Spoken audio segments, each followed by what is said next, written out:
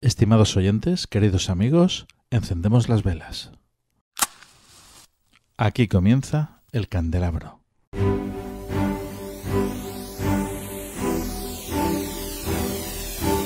En la oscuridad de la noche, el candelabro nos ilumina y nos cubre de misterio. Arqueología imposible, geometría sagrada, simbología, encuentros cercanos a la muerte, esoterismo, ocultismo, misterios de la historia y ciencias de frontera que nos llevarán a otra dimensión. Todos los viernes a medianoche en Cadena Azul Radio y Azul FM. También puedes vernos en nuestro canal de YouTube y escucharnos en la plataforma iVoox.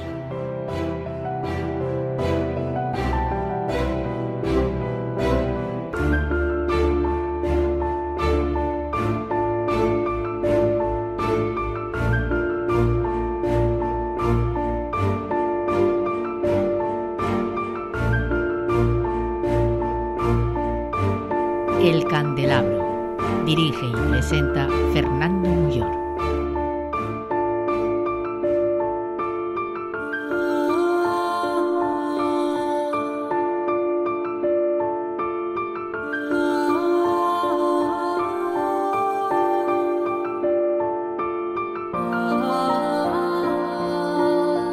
Estimados oyentes, queridos amigos, muy buenas noches. Esta noche, los amantes del simbolismo iniciático, de la filosofía, de la metafísica, van a disfrutar de lo lindo con este programa, y es que se nos presenta un programa fascinante y, cómo no, de la mano de nuestro querido amigo Carmelo Ríos. Carmelo Ríos va a presentar esta noche aquí en el Candelabro La tradición secreta, un libro que no puede faltar en nuestra biblioteca por la sencilla razón de que es un compendio enorme de sabiduría sobre el simbolismo iniciático. Os lo recomendamos desde aquí, desde el Candelabro, y bueno, si queréis adquirirlo no tenéis más que hacerlo a través de Ediciones Matrioska. Os metéis en su página web y lo adquirís. Y es que merece la pena y mucho, queridos amigos, y lo vais a ver aquí esta noche, en este programa. Con Carmelo Ríos nos acompañará también Rubén Legidos. Rubén Legidos es director de Ediciones Matrioska, sacerdote de la Iglesia Anglicana y gran amigo de esta casa, prácticamente de la familia. Nos acompañará también, como no, parte del equipo del programa, José Sevilla, y un servidor quien dirige y presenta el programa, Fernando Muyor.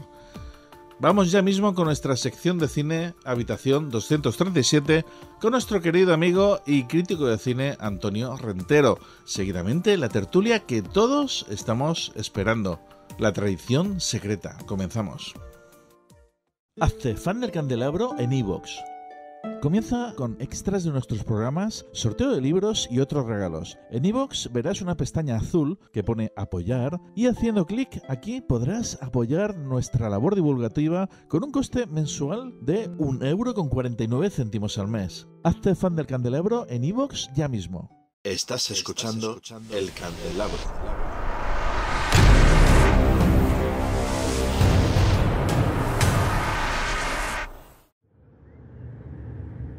Habitación 237.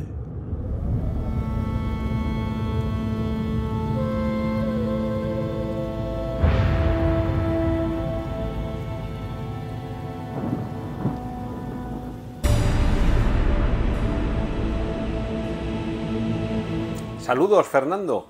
Muy buenas noches y una vez más gracias por esta invitación a que se abra la puerta de la habitación 237 dentro del Candelabro y nos asomemos a través de ella a cómo el cine ha tratado los temas que protagonizan el programa.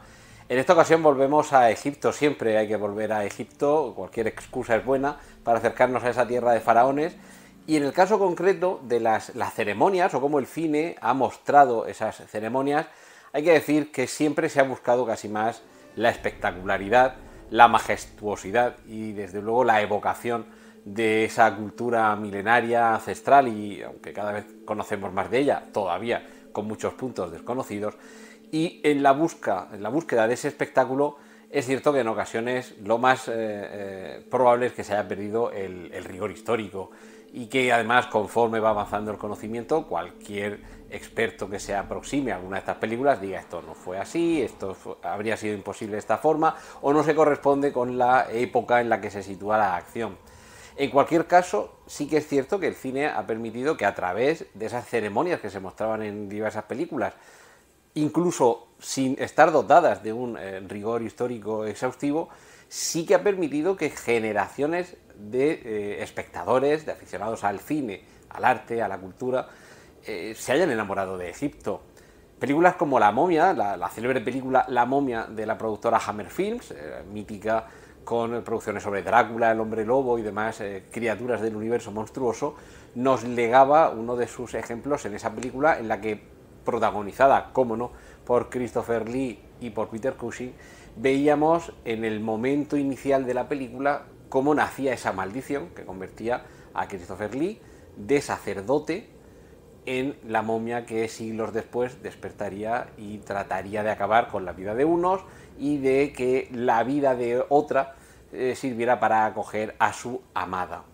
Lo que vemos al principio de esta película, dotada como siempre de la producción fastuosa dentro de la limitación del presupuesto que tenía la Hammer, pero siempre son producciones muy vistosas en los aspectos del diseño de producción, lo que vemos son unos decorados que evidentemente se nota que son decorados, sabemos que la producción no se ha trasladado a Egipto, pero no dejan de ser fastuosos y sobre todo no dejan de despertar la imaginación cuando vemos el cortejo funerario, cuando vemos el rito por el que se trata de enlazar las almas de los protagonistas, un amor prohibido que finalmente recibirá el castigo de que al monje, al sacerdote, al que interpreta a Christopher Lee, se le momifique en vida.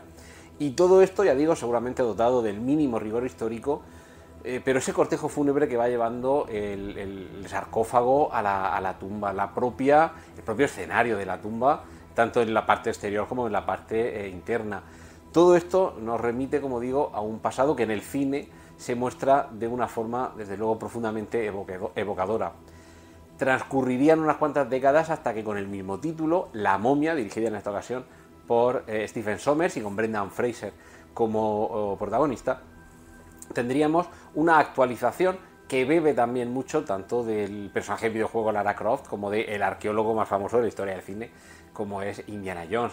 Y lo que teníamos era una búsqueda de nuevo de una tumba, maldiciones milenarias y esa vuelta al pasado para que veamos también cómo eran esos ritos en los que en ocasiones con gran crueldad se castigaba a quien había infringido las normas, y en este caso las películas de la momia, con esa maldición que hace que al cabo de los siglos se despierte de nuevo. Mientras tanto, lo que vemos es seguramente una reconstrucción que tomará algunos elementos de algunos rituales que sí que pueden estar en el libro de los muertos o en cualquier otro papiro, estela o pintura mural en alguno de los templos de Egipto, y que como inspiración ha servido para que los guionistas y los diseñadores de producción de las películas nos muestren unos rituales seguramente alejados de la cotidianidad en el antiguo Nilo, pero que no dejan de ser tremendamente atractivos para la vista. Y un poco a medio camino entre ambas, por lo menos en cuanto a su año de estreno, allá por mitad de la década de los 80, cómo no hablar de la película que en inglés tiene el título de El joven Sherlock Holmes, pero que aquí en España se conoció como El secreto de la pirámide, porque precisamente un culto secreto inspirado en el culto de la religión ancestral del antiguo Egipto tenía lugar, en este caso, en pleno Londres de la era victoriana, y un joven Sherlock Holmes, acompañado de un joven John Watson, tenían como primera misión, en un homenaje cariñosísimo a los personajes de Sir Arthur Conan Doyle, descubrir qué secreto se ocultaba tras ese culto y además salvar a la chica. Además, una de esas películas, de esas primeras películas que en el cine nos recompensó a quienes teníamos ya de jovencitos la costumbre de quedarnos hasta el final para ver las letras, los créditos finales, porque fue una de esas primeras películas en las que había una escena post-créditos en la que descubríamos la identidad real en la invención de esta película, que evidentemente no está basada en ninguna de las novelas de Conan Doyle, pero descubríamos la identidad de la némesis de Sherlock Holmes, descubríamos quién era el malvado Moriarty. Pero en cuanto a rito inspirado en el Antiguo Egipto y la presencia sorprendente de esa gigantesca pirámide oculta en un sótano en mitad del Londres victoriano, lo que teníamos era, como digo, una puesta en escena tremendamente evocadora, que capta la atención, que desde luego invita a conocer más sobre la cultura del Antiguo Egipto.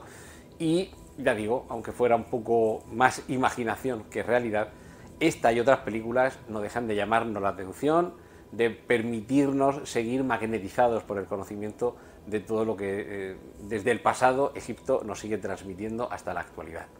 Y de momento esta semana, Fernando, esto es todo lo que tengo para contar desde la habitación 237. Un saludo muy afectuoso, un abrazo muy fuerte para ti, para tus invitados y para todos quienes nos están escuchando y nos están viendo a través del candelabro. Habitación 237.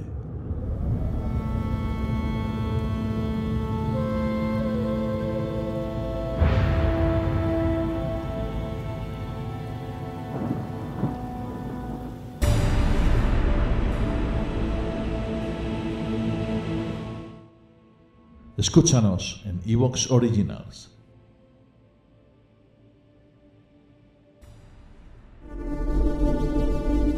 Desde los tiempos antiguos ha existido la tradición secreta, subterránea bajo diferentes capas, emblemas, símbolos, ritualias y formas externas, que ha tomado cuerpo con el fin de realizar una función sagrada, dar luz y hacer avanzar y despertar a la humanidad. Un gran iniciado definió la tradición secreta como una cadena de transmisión de poder conferido por Dios para la realización de su intención en la tierra. Esta noche, en el Candelabro, vamos a hablar de la tradición secreta, un programa repleto de simbolismo iniciático, filosofía y conocimientos de los ancestros, un programa en el que, como no podía ser de otra manera, tendremos a grandes expertos y eruditos en este tema fascinante.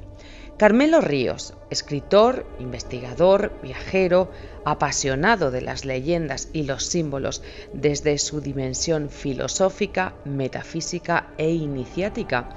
Durante años ha viajado en procura de los saberes inmemoriales de la tradición y en sus obras trata de descifrar y de amalgamar las enseñanzas sagradas y esotéricas de Oriente y Occidente.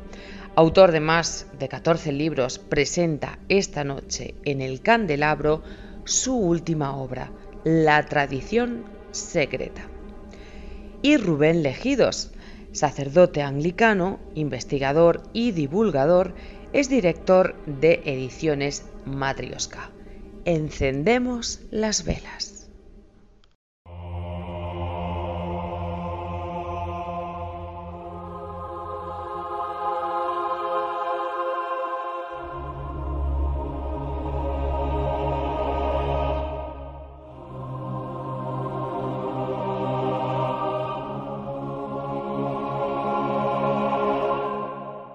Aquí estamos, ya por fin vamos a comenzar esta tertulia que todos estamos esperando. Lleva por título La tradición secreta.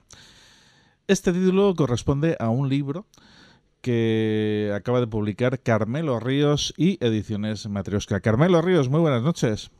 Buenas noches. Encantado de estar con vosotros y muchísimas gracias por aceptarme y recibirme como siempre.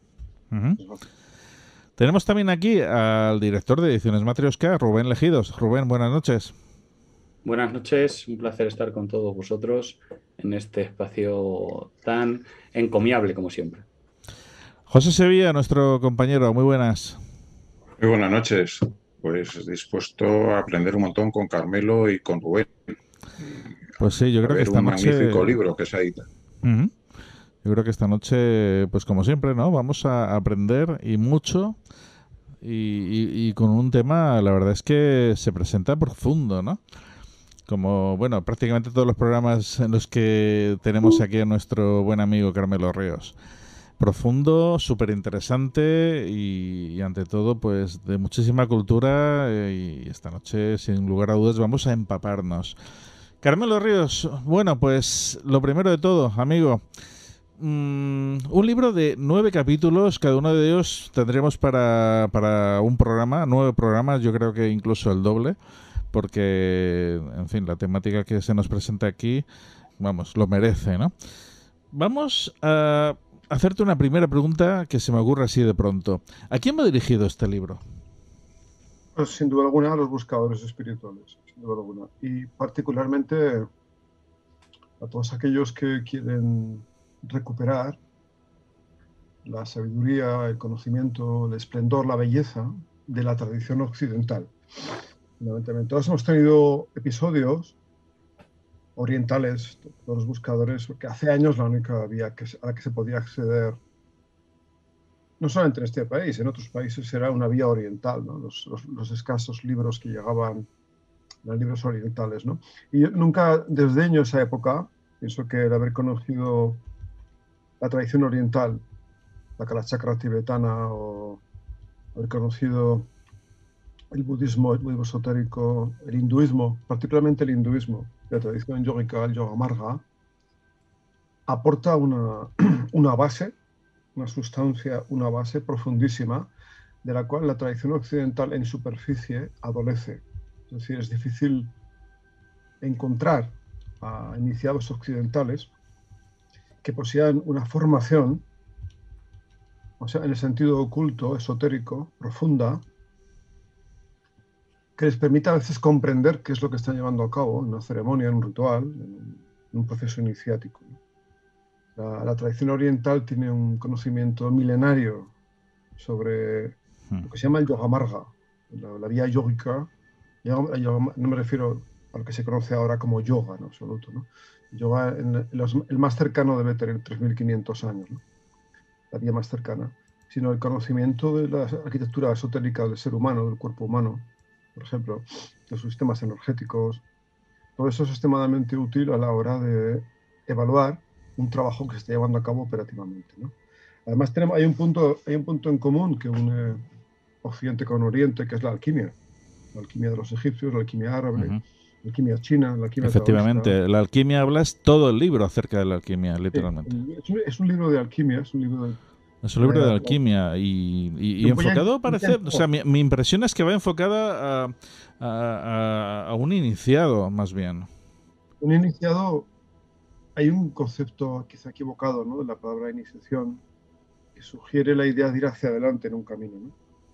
Si habéis trabajado con laberintos, que es una de las prácticas esotéricas, y más bien más veces practico, ¿no?, el trabajar con laberintos, pues te das cuenta que la iniciación es un camino hacia atrás, es un camino de volver a empezar, de volver al pasado, de volver a una situación primigenia.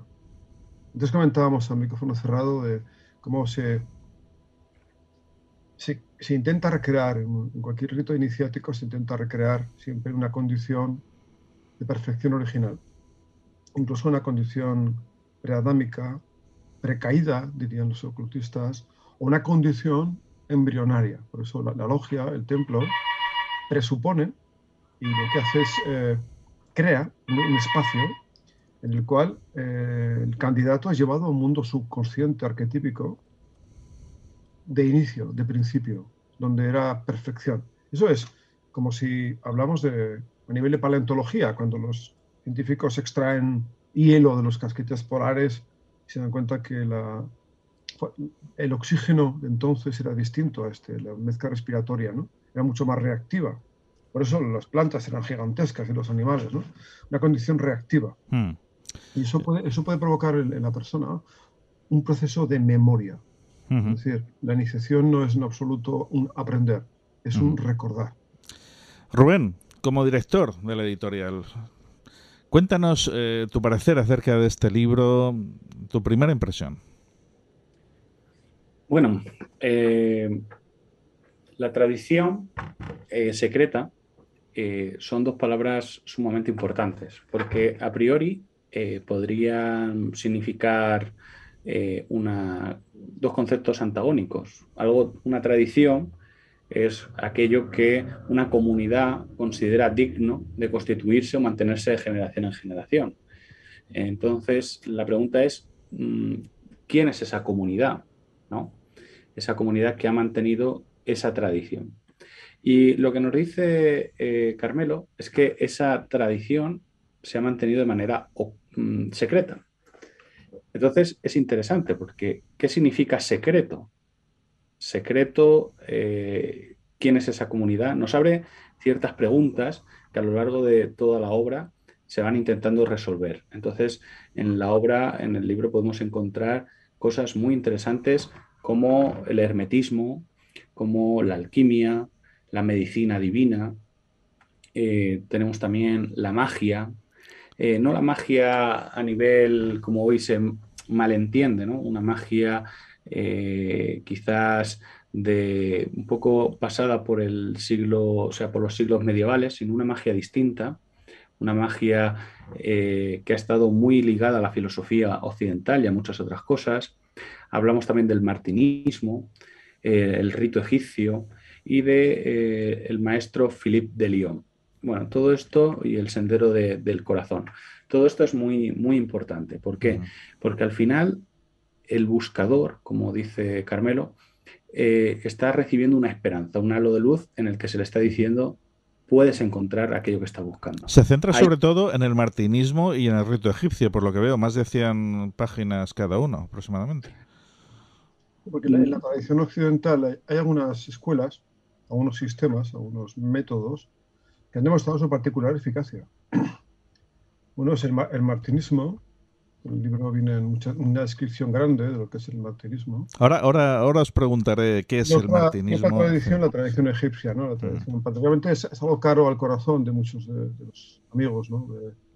El Egipto misterioso, ¿no? Y el hecho de que por ejemplo, la verdadera tradición masónica sea una tradición egipcia, ¿no? Que luego pasó por unas complicaciones al mezclarse con otras historias en Occidente, particularmente con Inglaterra y con otras cosas, ¿no?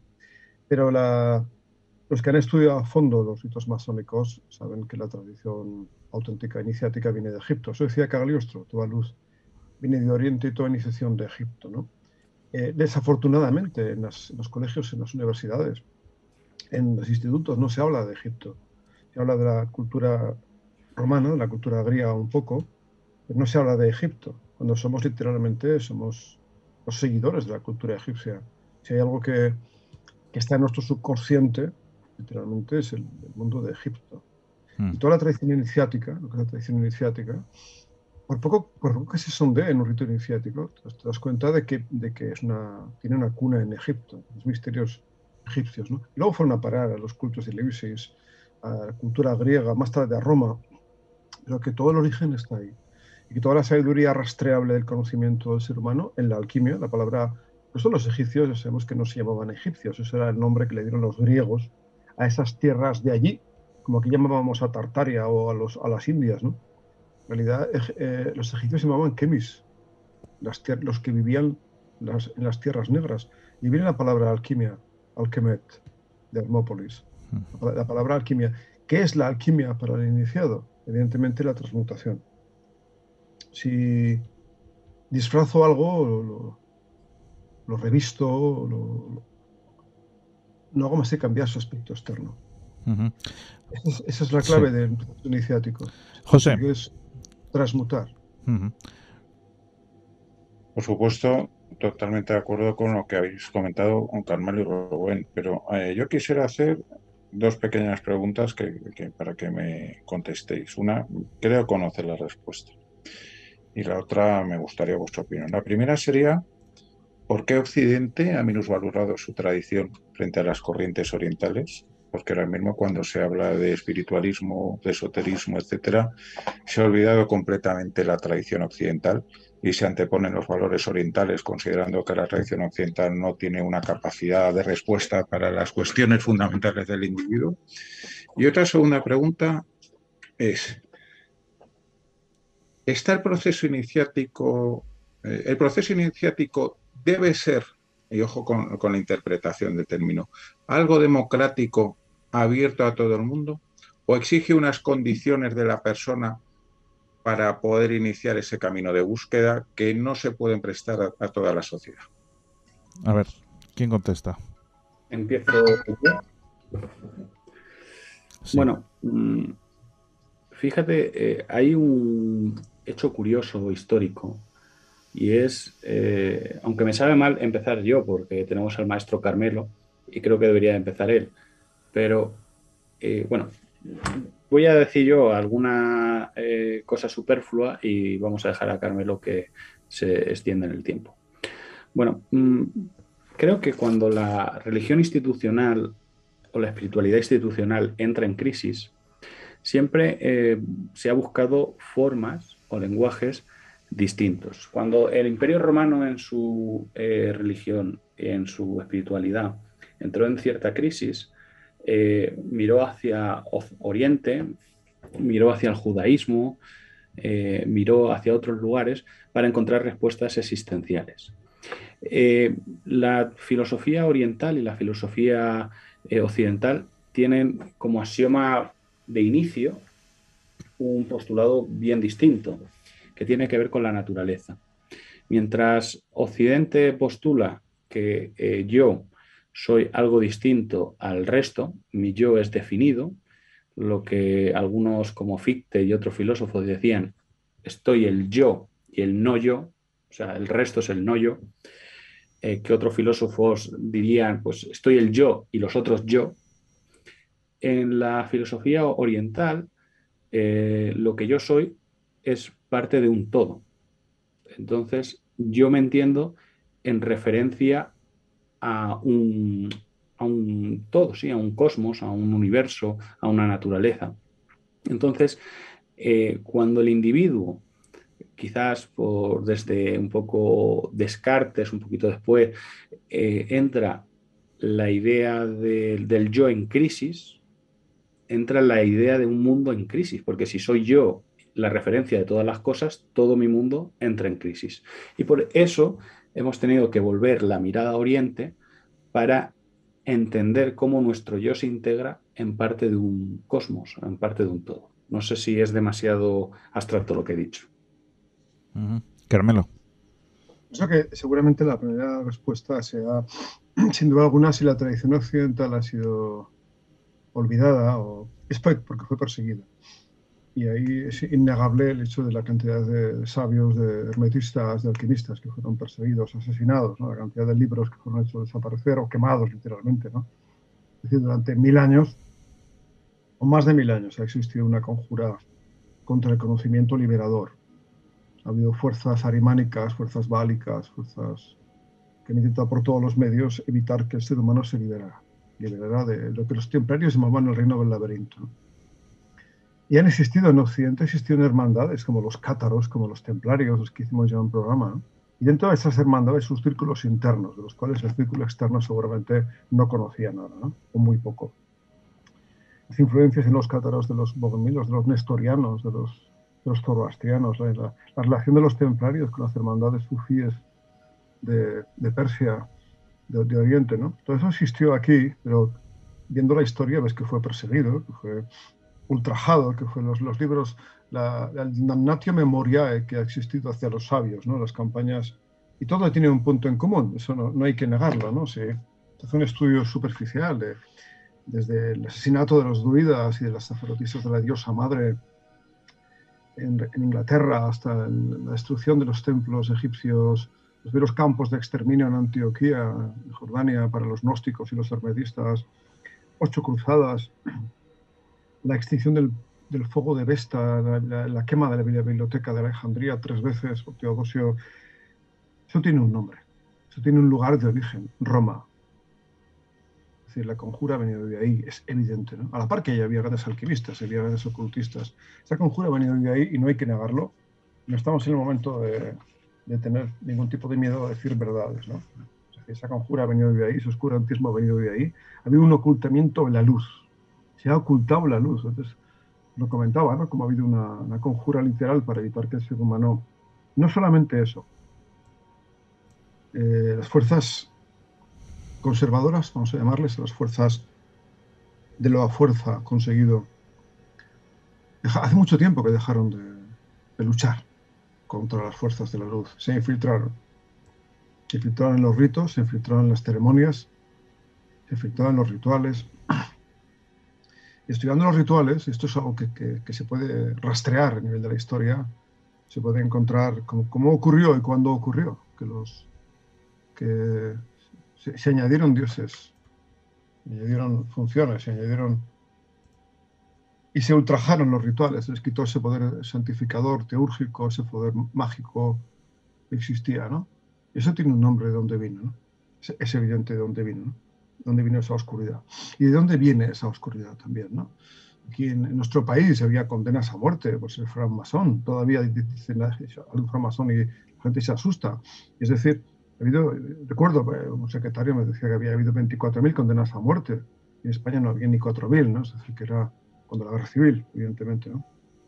Es decir, que había una persecución de todo lo que fuera liberador, podríamos llamarle así, todo lo que fuera que pudiera liberar, desde la cruzada albigense, la cruzada contra los cátaros, la cruzada contra los templarios. Eso, no nos engañemos de dónde vino y quién lo hizo.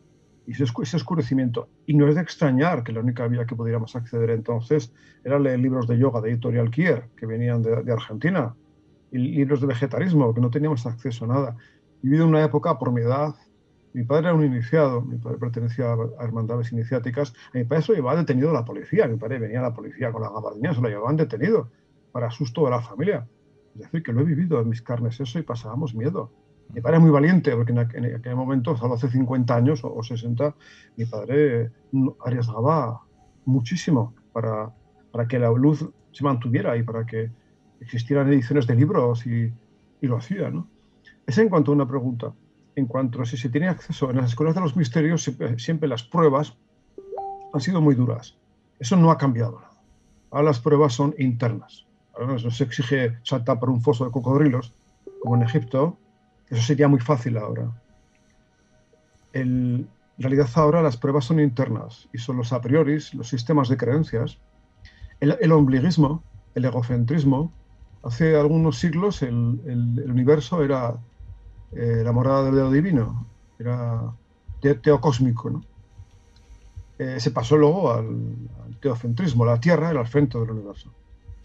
Luego se pasó al antropocentrismo, el hombre era el centro del universo. Actualmente es el egocentrismo, el ego, yo soy el centro del universo y todo orbita alrededor del yo. O sea, la prueba para ser un iniciado es una prueba interna, superar eso, diluirse en eso, hacer que desaparezca ese sentido del ombliguismo, del yo. Realmente asistes a que la psicología es totalmente, la ciencia, la educación está basada desafortunadamente en una exaltación del ego. No son los vientos americanos, evidentemente, ¿no? Hubo, además con una periodicidad de casi 300 años, ¿no? Un intento grande. Aquí cerca de nosotros la época hippie fue una época extraordinaria, denostada, atacada, seguramente no solo mal querida, sino destruida adrede, ¿no? Era un momento de libre pensadores. Pero vamos a la época de Machio Ficino, la época de la publicación del hermetismo, la época de Leonardo, la época de Copérnico, de Galileo, de Giordano Bruno, ese despertar tremendo que hubo de la conciencia. Y tuvo dos causas fundamentales. El alejamiento de las religiones, de cualquier religión, el alejamiento de las religiones establecidas, el acercamiento a la naturaleza desde el amor, desde la observación no antropocósmica del hombre libre utilizador de todas las criaturas. Ese acercamiento. Y si añadimos además el condimento de que tuvieran acceso al corpus hermeticum, que había traducido Marsilio Ficino del griego al latín, por encargo de Cosme de Medici, y leyeron las obras de Hermes, el Corecos Nou, los textos de la alquimia hermética, el discurso iniciático de Asclepio. Eso supuso una liberación de la mente, supuso una expansión de la mente no igualable. Hay que recordar que en aquella época la gente de la calle hablaba de las manchas solares, discutía los temas de Copérnico. La gente eran filósofos, matemáticos, escultores, pintores, arquitectos, pensadores, músicos, a la vez, todo a la vez. Imaginemos cómo estamos ahora y creemos que hemos avanzado, cuando es tan sumamente difícil expresarse con alguien, que alguien hacerse comprender, intentar dialogar, tan sumamente difícil. Ahora, ¿cuál es el problema para una escuela de los misterios? Evidentemente el yo, el ego, poder dejar el ego aparte, poder trascender el ego, trascender la idea del yo. Ese es el problema de una escuela de misterios. Por eso no funciona a veces. Por eso es tan sumamente ineficaz. Porque el ego es muy reactivo. El ego está haciendo incluso en este momento anticuerpos a esta conversación.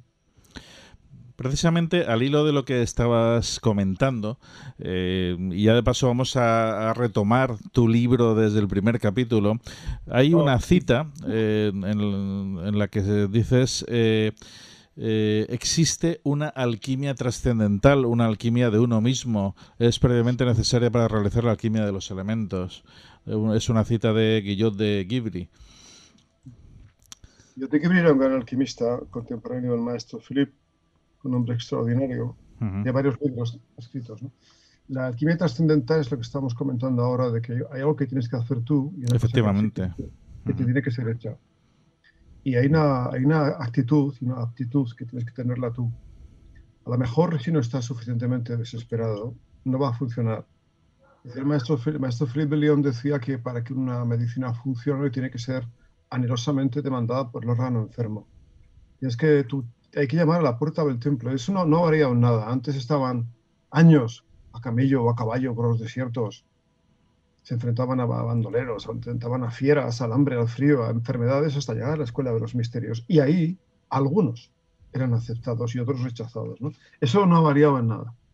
Ahora lo que hay que ofrendar en la puerta del templo de iniciación es el yo, el pequeño yo, ¿no? El miserable yo mismo hay que ofrecerlo, ¿no? Y eso no ha variado en nada. Y las pruebas ahora son muy internas. Uno tiene que querer verdaderamente cambiar. Yo necesito cambiar como ser humano. Cuando alguien me dice, es que yo siempre he pensado, ¿cómo puedes decir que siempre has pensado? No ha habido ninguna evolución de tu pensamiento, no has cambiado nada, ¿no? Con un chiste que le adiciono al otro, no te había conocido, si he cambiado tanto, yo creo que es eso, ¿no? Hay que cambiar, tenemos tiempo, la vida humana es larga, ¿no? Sí, hay que cambiar como ser humano y transformarse, ¿no? Y aprender de los errores es fundamental, ¿eh? Fontano nos dice que empezó 200 veces la obra alquímica en el laboratorio, a pesar de trabajar en la buena piedra. Hay un momento en que hay una parte que el alquimista tiene que hacer y una parte en la que tiene que dejarse hacer. Es decir, hay un momento en que la plegaria, la invocación, la evocación, levantar los brazos al cielo como los pitagóricos, levantar la mirada hacia arriba, a veces con lágrimas, es necesario para atraer el fuego filosófico. Esto me llamaban los antiguos nada menos que el lenguaje de los pájaros. Es la melodía del alma, lo sobrenatural, ¿no? Lo que tú no alcanzas con una mente de 3 dimensiones. Y pienso que es imposible comprender lo que es la metafísica de la iniciación desde una mente tridimensional. Es imposible. El hombre Aurobindo nos habla de eso, nos habla de la conciencia de la luz de la célula, nos habla del superhombre, nos habla de la llegada de un hombre protocósmico, ¿no? Pero también en el pasado, cuando Solar de Lübeck estudiaba el templo de Luxor, 17 años estudiando el templo de Luxor en Egipto, se dio cuenta que ese hombre no era el de ahora, era un hombre antiguo. Ese hombre perfecto, ese homo universalis que encontró en Luxor, era un hombre protocósmico, era un hombre del principio, un hombre no ensombrecido, un hombre que no estaba en la oscuridad, no estaba en el Kali Yuga de ahora, ¿no? Y también hay que olvidar que hay que tener misericordia, ¿no? Le decía Platón, sé misericordiosos porque cada quien con quien en tu camino te cruzas celebrando una dura batalla, ¿no? Que la gente sufre mucho y que los buscadores, un buscador espiritual y mucho más un practicante espiritual, tiene una vida muy difícil. Los orientales nos dicen los maestros que se acelera todo. Es decir, hay un momento en que se acelera, la obra se acelera. Y un discípulo a menudo tiene vidas muy complicadas porque en una sola vida, en un solo año, puede tener el karma de 20 o de 10. Y la vida es difícil y los discípulos sufren una agonía interior, a menudo una soledad también. El discípulo se siente solo. Hay muchos grados de discipulado, hay 7 grados de aspirantes, 7 discípulos, 7 de maestros, ¿no? Yo digo siempre cuando la gente me dice, maestro, digo, mira, yo firmaría ahora por estar seguro de que soy un buen aspirante a discípulo aceptado. Yo me conformo si me puedes asegurar que yo soy un buen aspirante a un discípulo aceptado o a un discípulo en el aura del maestro. Y si me apuras en algún momento de mi vida llegar a ser el hijo del maestro, yo firmo me quedo ahí, ¿no? Porque en la obra seca que practicamos los hermetistas occidentales se trabaja con todos los componentes opacos. Es decir, no sabes qué estás haciendo literalmente, ¿no? Un maestro, a lo mejor vas a ver a un maestro sufí y le dices, maestro, me gusta mucho meditar delante de la pared. Yo tengo una propensión a ponerme delante de la pared con un cojín. Y te dirá, muy bien, pues tú a una ONG. Y llegará otro y dirá, maestro, yo quiero cambiar el mundo. Pues tú al cojín, tú sentado al cojín hasta que se te pase, ¿no? Luego ya hablaremos, ¿no? Es decir, en el laboratorio, cuando trabajas la obra seca, cuando todos los artilugios de la obra son opacos, no sabes en qué fase de la obra estás. No lo sabes. Los sufíes dicen que puedes creerte que eres pan en la mesa del Señor y ser trigo verde. O creer que eres una espiguita que empieza a dorar y estar ya en el horno alquímico, ¿no? No lo sabes. ¿Cómo tienes que hacerlo? Pues siendo muy humilde en esto y decir, pues todas las noches hacer tu contrición como hacen los pitagóricos y decir, pues pedir ayuda sobrenatural. Decirlo, no sé mucho, ¿no? No sé mucho, ¿no? Y no conozco ni la abismidad de mi ignorancia, ¿no? Cuando el alquimista está desesperado porque a pesar de utilizar los ingredientes, trabajar sobre una piedra, a pesar de tener polvo de proyección, no funciona, pues no le queda más remedio que contar con otra cosa que es la gracia. La gracia es lo que llamaban el fuego filosófico o el agua mercurial. Es una cosa que viene de arriba. De arriba no me refiero geográficamente, o la tierra es redonda, ¿no? Viene de arriba. Eso el iniciado levanta los brazos, como los pitagóricos en Igrea, o levanta la mirada hacia arriba, pero eso es algo simbólico, de que tienes que contar siempre con lo sobrenatural. Precisamente abrirse a lo sobrenatural, a lo inatendido, a lo inesperado, es abrirse a lo angelical.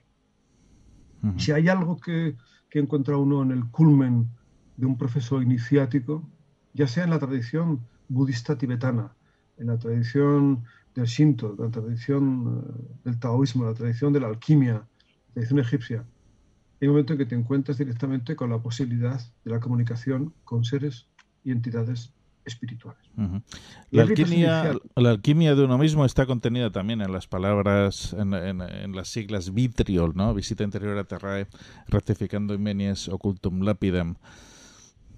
Eso, para hacer eso añadió ver al medicinam, vitriolum, visitar el interior de la tierra, rectificando, subrayado, con tubos de neón, rectificando. Hallarás la piedra oculta. La piedra oculta, la verdadera curación. No es una curación física. Pues tenemos una curación que es la separación del uno, ser dos. Todo el sufrimiento del ser humano es haber sido separado del uno. Nosotros tenemos todos un SEPT, un síndrome de estrés postraumático, todos. Y ese síndrome de estrés postraumático primigenio, que es la separación del uno, es el fuego de la búsqueda, es lo que nos hace buscar. Siempre nos falta algo. Ni siquiera en el amor humano encontramos la perfección. Ni siquiera en la música más perfecta humana encontramos ni acordes de una música celestial. ¿Qué busca la alquimia en general? O sea, volver al principio. Volver a una condición de perfección original arquetípica. Buscar la perfección. Buscar la perfección. El parengón, lo secundario, es la transmutación. Los alquimistas no querían oro, lo repartían, hacían medicinas. La alquimia tiene varias, desde la espagiria, que es hacer medicinas, a transmutar plomo en oro, evidentemente, ¿no? Cuando coges un trozo de... ¿Se ha llegado a transmutar realmente? Totalmente, claro que se puede hacer. Eso en Occidente ha habido grandes exponentes. Yo sugiero siempre, cuando me preguntan por alquimia, digo, sobre todo tienes que leer a Fulcanelli. Fulcanelli, por supuesto, hombre. De las catedrales. Recordemos que estamos también haciendo un programa para los radioyentes y, en fin, en general, pues habrá gente que sepa de esto, gente que no sepa de esto. Por supuesto, mira lo que tengo aquí. Claro. Atentos. De Plafijanés, la buena edición. Efectivamente, gran libro. El misterio de las catedrales. Un libro muy recomendable. En relación a lo que ha comentado Fernando, para los oyentes que no estén muy puestos, recordar que existen a lo largo de las obras sobre alquimia una serie de grandes autores como son Flamel, Paracelso y el más moderno de los que tenemos, y cuya identidad seguramente, según una obra, él era un gentilhombre de Alfonso XIII, era el gran Fulcanelli, según algunas de las teorías que hay, que hablaban de que era sevillano.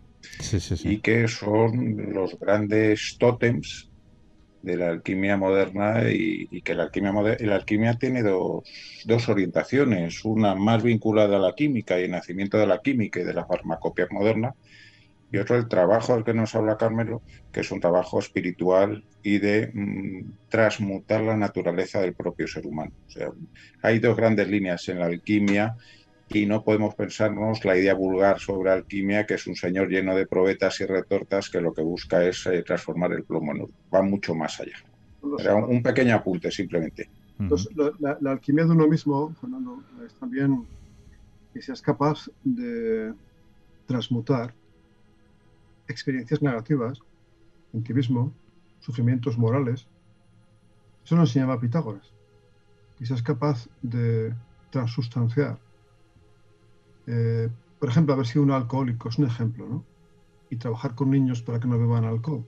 Eso es transmutar. Si yo tengo un coche rojo y lo pinto de verde, eso es transformar. Si lo pinto de blanco y lo utilizo para llevar medicinas y enfermos, eso es transmutar. Os comentaba en Murcia, ¿no? Es de un casco de la Segunda Guerra Mundial con un disparo y lo pinto de amarillo, eso es transformar. Pero si le pongo tierra y semillas medicinales y plantas medicinales y las doy a la gente, eso es transmutar. Entonces, ¿cómo puede uno en su vida?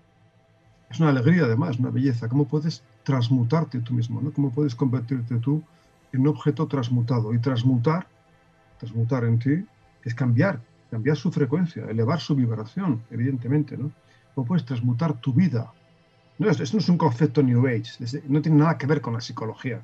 Sería excesivamente fácil hacer eso. Pero sería un disfraz. Yo voy al psicólogo, perdón, no sé si hay un psicólogo aquí, un psicólogo, y salgo de la consulta disfrazado de indio americano, bueno, se me cae el alto en el semáforo, el disfraz, ¿no? Pero si el psicólogo me dice, pues es un poco culpa tuya, ¿no? Tienes que cambiar tu carácter porque eso no está bien. Intenta modificar. No te excuses ni acuses a nadie, ¿no? Ni a tu exmujer, ni excuses al mundo, ¿no? Mira lo que puedes hacer tú, intenta cambiar como persona, ser mejor persona, ser más compasivo, ser más alegre, Entonces, cuando vas a la calle, has conseguido una transmutación porque has encontrado una clave. Si no, volverás a hacerlo otra vez, volverás a disfrazar. Y la vía iniciática es muy importante que uno utilice cuando estás en una cámara de reflexión. Reflexión viene de reflejo. Si te descuidas, vas a hacer como Narciso. Te vas a ver en el espejo, vas a morir ahogado. Tienes que hacer una refracción. Cuando Orfeo vio a Eurídice bajo el agua, la vio refractada, vio su imagen refractada. Narciso la vio reflejada. Eso le costó la vida. El alquimista tiene que encontrar la refracción, al menos la refracción. ¿Cómo puedes tú, a base de tu propia reflexión, de tu soledad, de tu caminar por la naturaleza, cómo puedes intentar cambiar tu vida, no ser un poco parecido? Yo cuando salgo de un templo iniciático, le digo a la gente siempre, tienes que intentar, cuando salgas, que nunca seas el que ha entrado, nunca, aunque haya pasado una hora, nunca ser el mismo, y que ese que sale se parezca mucho más al hombre de tu vida, a lo que te gustaría ser. Y reflexionar, ¿qué es lo que impide? Cojo dos folios y pongo, ¿qué debo hacer? ¿Qué debo dejar de hacer? Casi siempre es un dejar de hacer, como la ecología. Rara vez la ecología es una cosa que tengamos que hacer, es una cosa que hay que dejar de hacer. ¿Qué es lo que tengo que dejar de hacer para ser feliz?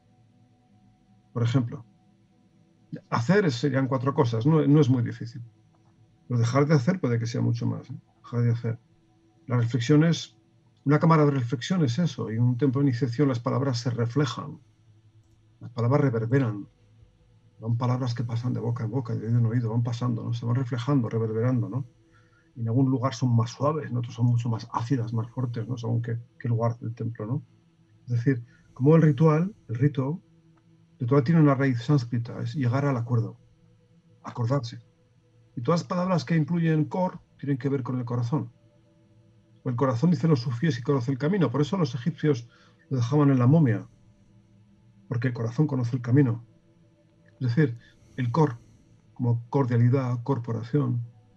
¿Cómo puedes intentar que tu corazón, como semilla, no me refiero a lo emocional, la emoción está mucho más abajo del corazón, está en el plexo solar, ¿no? Como tu corazón, que tiene la memoria es una segunda mente, como tu propio corazón te traiga Hay que aprender a meditar, pero no contra una pared, con un cojín, sino a contemplar. Y si la naturaleza, solo observar la naturaleza, nada más, observar mucho, respirar, observar, hasta que llegues a quedarte al margen de ti mismo, hasta que te llegues a diluirte, ¿no? De cuenta, el proceso de la alquimia son dos palabras, solve et coagula. Tú tienes que extraer lo sutil de lo denso y luego tienes que restituir. La restitución es cuando vuelves a clavar la espada en la piedra, cuando vuelves a la materia a su estado original. Y no desdeñar, nos dice la alquimia, busca la piedra filosofal entre aquello que tus pies pisan cada día. En la tierra, en lo profundo, la tierra tiene la memoria. La memoria es muy importante, la idea de la memoria, porque es recordar. La idea de recordar también tiene que ver con corazón, recordar.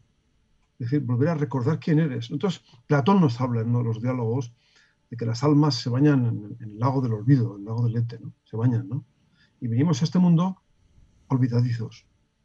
Nos hacemos una personalidad, nos hacemos un ego, nos ponemos muchos disfraces para no sentir, para no pensar, para no sufrir, pero tarde o temprano nos tira de la manga y tenemos inquietud. Entonces me decía un sufí, y yo no normal, llevo una vida normal, era director de una empresa, tenía mucho dinero, y un día tuve una maldición. Se sentó a mi lado en una boda alguien que me habló. Ese hombre complicó mi vida completamente para mi bien, pero todo se vino abajo. Y aquí estoy felicísimo, era un sufí, estoy feliz. Si alguien me habló, alguien me inquietó. Yo creo que los maestros sobre todo son grandes inquietadores. Ellos arrojan pétalos de rosa a los cuatro vientos y, como decía Amado Nervo, ¿no? Y los cogemos y los olemos o los desdeñamos, ¿no? Si los desdeñas, no, es que no llega el momento, ¿no? Hay quien lo coge y lo atesora, y lo acaricia y lo huele. Y en ese momento empieza la búsqueda, ¿no? Y cuando empieza la búsqueda, no hay ningún regalo más grande en este mundo, no hay nada más grande en este mundo. Sí. Porque cuando llegues al final, como dice en la India, ¿no? Tú vas en un tren que lleva tu nombre. Se subirán miles de cosas, de personas, de situaciones. Pero un día mirarás hacia atrás y el tren está vacío. ¿Por qué? Porque lleva tu nombre. Vas a hacerlo, tienes que hacerlo. Sí. Rubén Legidos, estás muy callado. Bueno, dicen que si no puedes mejorar lo que se dice, es mejor estar callado. Pero, mira, tú has enseñado un libro, pero yo quiero enseñar otro que me gusta más, que es el libro de... Hombre. De Carmelo. El libro de Carmelo, la tradición secreta. Lo tengo. ¿Qué os parece si nos habla un poco Carmelo de la portada? ¿Vale? ¿Qué significa esa ilustración? Porque nos dará paso a discutir algunas cosillas muy interesantes. Pues la verdad es que sí, lo podéis poner un poco ahí, que se vea, por favor. Sí, yo le mando, Fernando tendrá la imagen. Sí. Te pongo la imagen. Mira, primero el título ya es tremendo, ¿no? La tradición secreta. ¿Qué quiere decir? Que hay otra que no lo es, evidentemente. La tradición secreta es algo subterráneo, sumergido, que ha existido en este mundo desde hace miles y miles de años y que ha asumido diferentes cuerpos. A menudo, cuando en un lugar parecía oscurecerse, amanecía en otro lugar, como en otra forma y otro nombre y otros símbolos, ¿no? Se ha ido encarnando, no solamente en organizaciones como los templarios, sino en personas. En mi libro hablo también de personas. Hablo de Paracelso, el que va junto a la luz, o camina cerca de la luz, Teofasto Paracelso. Giordano Bruno, por ejemplo, un hombre extraordinario que fue asesinado en la hoguera, en la plaza de Campo di Fiore. Y todos los años, he ido varios años ahí, el momento justo que fue asesinado. Ahí van miles de esoteristas, artistas, librepensadores y bohemios a Roma a poner flores emblemáticas, a la estatua de Giordano Bruno en Campo di Fiore, ¿no? Es decir, que ha existido, a la vez que había una conjura, evidentemente, del lado oscuro, así vamos a llamarle por su nombre, que intentaba que el hombre no se liberara, sobre todo que el hombre no encontrara la luz, ¿no? Eso venía desde los tiempos del Concilio de Nicea, el más cercano, el Concilio de Nicea, seguramente muchísimo antes, ¿no? En cuanto al símbolo de la alquimia que vemos en la portada, que Rubén lo eligió, de los muchos que le mandé, porque la verdad es que le atosigué, pobre, con la cantidad de otras cosas que le mandé, ¿no? Bochorno. Pero hay uno que él escogió y que es el que me gustaba a mí, porque se ve un mensajero alado que es Hermes, nada menos Hermes, ¿no? Hermes lleva una rosa en la mano. la rosa, como el loto en Oriente, es el símbolo de la gran obra. Una rosa que hace emerger del agua. Hablando de la mujer, hablando de lo femenino, hace emerger del agua. Es una naturaleza acuática. Incluso el símbolo de Mercurio está debajo. Luego hay una mujer, un ser andrógino en realidad, que es el símbolo de Sofía, del conocimiento esotérico, el conocimiento oculto, ¿no? Se ve al fondo como las nubes se disipan. Hay una forma de V, las nubes que se disipan. Y amanece un sol. Amanece el sol, amanece la luz, ¿no? Hay una roca con una especie de dragón también, de fuerzas. En realidad esa roca es la materia virgen, ¿no? Y se ven como hay una redoma, una tanor. Había una frase que hemos hablado muchas veces, Fernando, cuando hemos hablado que los egipcios decían, muéstramelo en tu cuerpo. Esa frase es la clave de los misterios. Cuando en Egipto tú explicas la gran pirámide y te diría un egipcio antiguo, muéstramelo en tu cuerpo. Tiene que estar ahí. Tiene que estar la cámara del rey, tiene que estar la cámara de Set, tiene que estar la cámara de la reina, tiene que estar todo eso ahí. Eso tiene que estar ahí. Una logia, a fin de cuentas, es un cuerpo humano, no es un hombre tumbado. Tú entras en un hombre arquetípico, como si entras en el templo de Luxor. Estás recorriendo senderos energéticos. Ahí. Aquí ves que en la portada se ve un vientre que en realidad es una tanor, ¿no? Es una ludel donde hierve un fuego. Ahí amanece una luna, que estaría a la altura del plexo solar, y luego un sol radiante. Un sol radiante, ¿no? Quiere decir que se disipan las tinieblas. No es casual que se disipen en forma de Y, de V. Vemos que toda la gnosis iniciática egipcia pitagórica se basaba en la letra Y, en la letra Y. Es un hombre con los brazos extendidos hacia arriba, literalmente, una Y, ¿no? Porque es el hombre cósmico, el hombre protocósmico, ¿no? Desde una ameba que sale del mar y se convierte en un pequeño reptil, y luego en un simio, y luego en un Homo erectus, hasta un Homo ludens que llega a jugar, hasta un Homo amans, hasta un Homo universalis, ¿no? Ese es en realidad hemos recorrido ahora 4.500 millones de años en esa frase, ¿no? Esa Y con los brazos es un hombre que vuelve a casa, vuelve al principio, vuelve al origen, ¿no? No sé, el conocimiento es Hermes. Y la rosa, fundamental, porque como en la obra de Mozart, de la flauta mágica, él cree en la rosa. Cree en el amor, pero cree en otro tipo de amor. Cuando Panino cree en un amor superior. Y el amor como energía, como inteligencia, posee la secreta función de la transmutación. Los alquimistas hablaban de amor. Quizá no se referían del todo a ese amor humano, ¿no? Que también es un amor de ir por casa. Es una especie de vaso de agua entre oasis, más o menos el amor humano, ¿no? No es la fuente, no es el manantial, pero te permite continuar un poco, ¿no? Sublimado en el amor fraterno, del eros al ágape, al amor pasional, al amor conyugal, al amor fraterno, ¿no? Yo creo que el amor fraternal era el primer escalón de la escuela pitagórica, es el primer escalón de una orden iniciática, el amor fraterno, el amor que nos debemos, ¿no? Uh-huh. Y es que el amor como vehículo, por eso se cree en la rosa, ¿no? Hay una escena fulminante aquí cuando hay un cauce de Mercurio abajo y también se ven como Hermes, que sería el principio hermético, se une a Sofía. Se unen los dos, ¿no? Se desarrolla, toda la alquimia se basa en reconstruir un organismo andrógino. Es decir, entonces es evidente que nos sobran las muelas del juicio, nos sobran las uñas, nos sobra el cabello, nos sobra un ligamento del brazo, nos sobra un hueso del sacro, nos sobran muchas cosas, porque estamos en un estado de metamorfosis, ¿no? Nos sobran muchas cosas. Nos sobran hasta kilos a veces y todo. El hombre va a evolucionar mucho, vamos a evolucionar muchísimo. De un hombre animal, el hombre volverá a ser un ser celestial, un ser de luz. Y ahí volvemos a un tema extraordinario. Uh-huh. Es que en el piramidión de toda la gnosis, todo el conocimiento,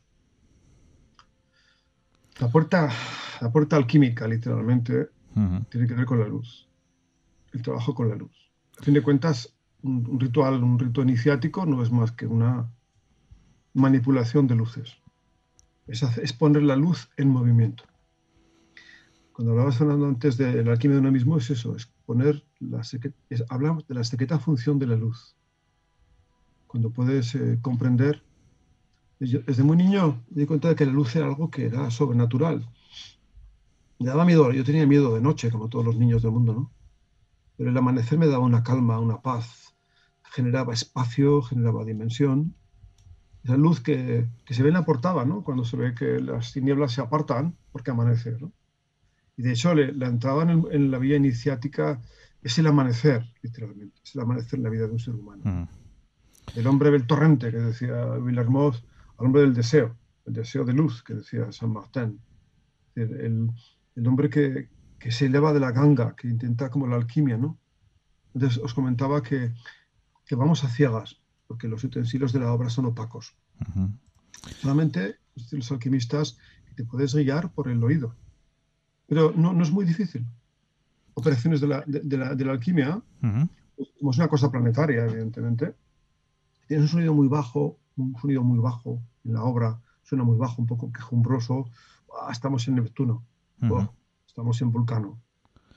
Pero si el sonido es un sonido dulce en tu vida, si el alquimista escucha en el atanor, en el laboratorio, escucha un sonido más dulce, más rosáceo, estamos en Venus. Eso es muy importante. Está sonando la nota de Venus. Pero si además es un sonido mucho más alto, mucho más elevado, estamos muy cerca de Mercurio. Estamos muy cerca de la luz del Sol. Así que vamos con un bastoncito a ciegas, guiándonos por una especie de sentidos que no son físicos, como premoniciones, intuiciones, inspiraciones, epifanías, momentos de autoabandono, de olvido de sí, éxtasis de belleza, lágrimas. Esos momentos hay que absolutamente utilizarlos, que nos llega eso que es el canto de los pájaros, literalmente el canto de los pájaros, ¿no?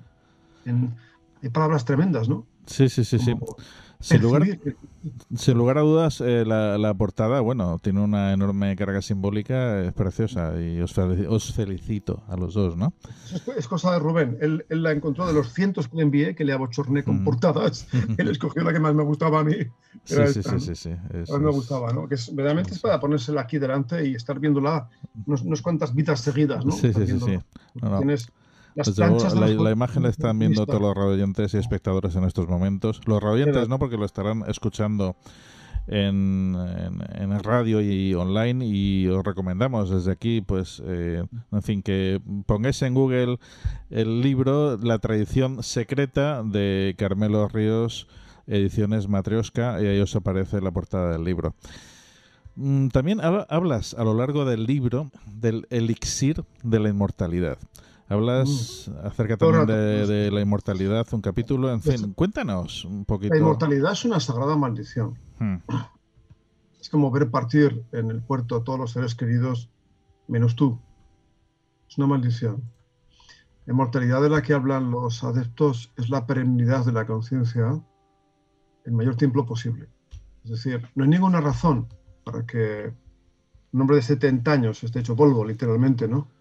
Hay muchas razones, evidentemente, muchas causas, ¿no? Pero cuando ves la historia, en la época de Pitágoras en esa época se vivía 30 años, ¿no? Y de repente ves que Pitágoras llegó a más de 100, desapareció, como Apolonio de Tiana, ¿no? Es que esos hombres, hay un libro del siglo XVII que se titula de personas que han vivido mucho tiempo y han sobrevivido, ¿no? Es decir, que se supone que ha habido verdaderamente seres humanos que han vivido muchísimo tiempo, ¿no? En eso, en mi libro hay un capítulo, creo que es crucial, el capítulo del rito egipcio, cuando se habla de las operaciones. Pero todo lo que eran las técnicas a priori consideradas como de inmortalidad o de perennidad os va a inquietar, ¿no? Que era patrimonio de las clases sociales aristocráticas europeas. Es una cosa que se heredaba de padres a hijos. Las técnicas de perennidad, ¿no?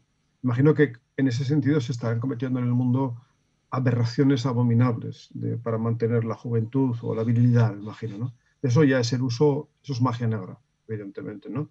Unas consecuencias del karma insospechadas, ¿no? El que incurra en esa violación de las leyes de la naturaleza, ¿no? Lo que en la India hay una ciencia, que es la ciencia de la inmortalidad, que es la Kaya Kalpa.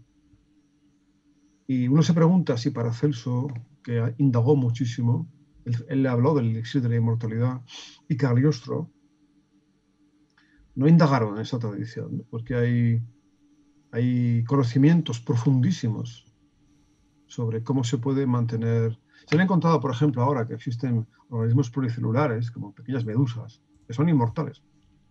No mueren. Es decir, se supone que tienen 600 años algunos, ¿no?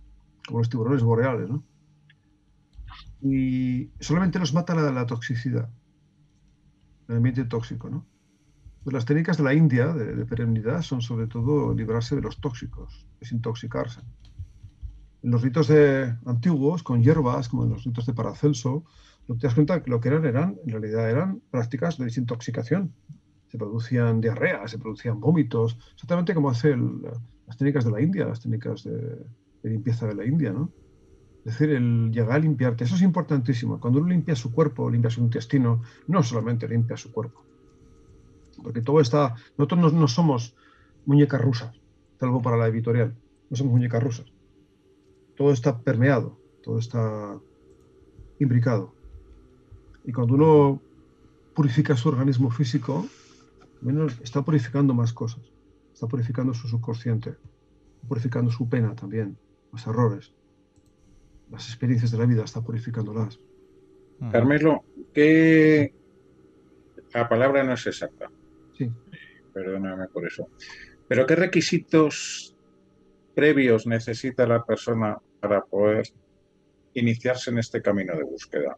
Culturales, anímicos, espirituales, porque ahora mismo vivimos en una sociedad en la cual a través de Internet está todo al alcance de todos y la persona y el ser humano se pierde en la enorme cantidad de conocimientos y por otro lado la búsqueda de los mismos se hace en muchas ocasiones sin un método concreto, de tal manera que puede llevar lugar a situaciones absolutamente equívocas. Eso por un lado. Y por otro lado, ¿se puede realizar este camino solo o para ti es necesaria la figura del maestro? Yo creo que en algún momento del camino es absolutamente necesario la figura del maestro, como lo es un Sherpa si vas de expedición por el Himalaya. Si estás en un bar de Katmandú tomando chai con galletas y tienes la mesa llena de guías de viaje y de planos, es muy fácil. Pero si lo que quieres es escalar el Everest, necesitas a un Sherpa. Tienes que conocer a alguien que conozca las trampas, las veredas, las fisuras en la roca y que te ayude. Es importantísimo. La tradición sufí es la presencia del maestro es ineludible. Tiene que haber un magister, un mago en tu vida, ¿no? Puede ser una mujer también, ¿no? La palabra magister quiere decir alguien que ha realizado el magisterio. Creo que es fundamental. Eso es fundamental. El hecho de que para empezar una tradición iniciática real, la primera cosa, está desesperado. Literalmente buscar mucho y haber hecho muchos pozos en el desierto en procura de un agua que no estaba. Y haber llamado a muchas puertas donde no había o que había existido pero no está ya. Eso es fundamental. Y luego la purificación preliminar, que es lo que he hecho en falta siempre en los candidatos a todo, ¿no? Es decir, que tiene que haber una purificación. Es verdad que ahora la propia vida es tan sumamente difícil para muchas personas que el sistema de purificación suele ser eso. Es decir, la fricción con los otros, la fricción con los egos, con los demás, es un sistema iniciático ya de por sí, ¿no? Decía Vivekananda, un ilustre francmasón, por cierto, que la vida de un padre madre de familia, un grihasta, estaba a la altura de los mayores yogis del Himalaya. La vida de un padre madre de familia. Es decir, que las personas sufren mucho, también tienen muchísimas alegrías, ¿no? Pero el ser humano cuando llega a veces a un templo de iniciación apaleado, ¿no? Por eso al principio se les recibe situación clínica. Y son gratificados con el silencio, con el afecto, con alguien muy suave, una luz muy atenuada, para que no le ciegue los ojos, a la que estará expuesto. O sea, a un calor. Él es expuesto, como la obra alquímica, a un calor, ¿no? Durante un tiempo. Y eso le va curando un poco el corazón, porque la gente... A mí me gustan mucho las cosas rotas. A veces voy a un anticuario y encuentro un jarrón roto y lo restauro. Lo llevo a casa y con paciencia, con tierra, con arcilla, con pinturas, lo restauro. No porque me gusta la gente rota. Carmelo, ¿qué consejo ahora vivimos en una sociedad, como ya hemos dicho, que hay de todo, ¿no? Especialmente tenemos un acceso a la comunicación, redes sociales, etcétera, y esta facilita de acceso hace también que la persona pueda tener un grado mayor de vulnerabilidad, sobre todo cuando se encuentra la persona rota o tiene una juventud y una falta de experiencia, de tal manera que puede ser fácilmente pasto de falsos maestros que, lejos de arreglarle la vida, la destruyan completamente. Hemos tenido las noticias hace poco un montón de cosas.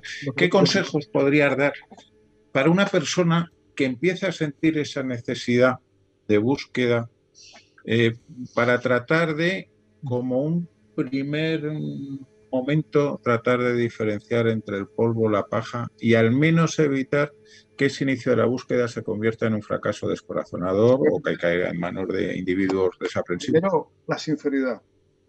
Uno tiene que darse cuenta de si su búsqueda es real.